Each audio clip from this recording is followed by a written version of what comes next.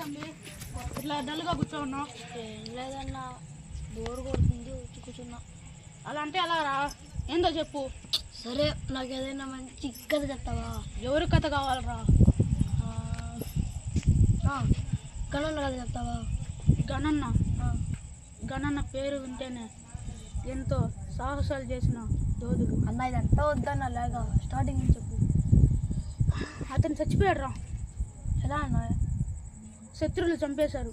భూపతి రాజు అనే ఒక అతడు గణన్న చంపేంత మొగడి ఇక్కడ ఎవడున్నాడన్న? శత్రువు భూపతి రాజ్.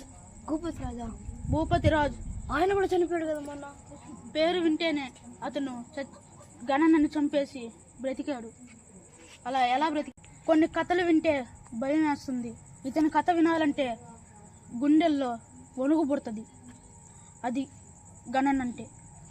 గణన్న పేరు ఎందుకో వచ్చిందో తెలుసా? భూపతిరాజు తమ్ముడిని వేసేసాడు. ఎందుకో తెలుసా?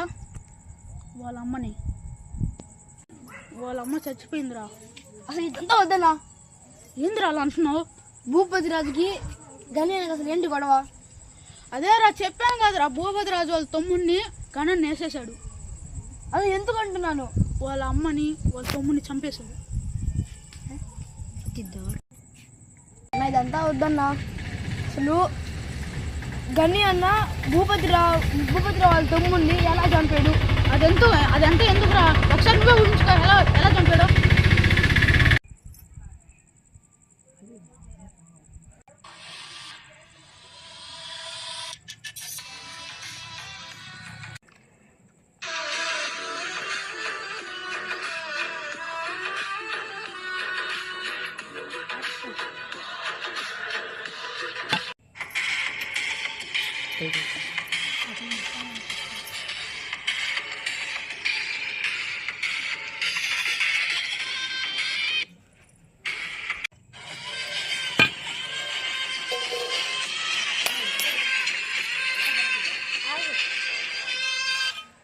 మీకు కానీ శివన్న పార్ట్ 1 పార్ట్ 2 కావాలంటే,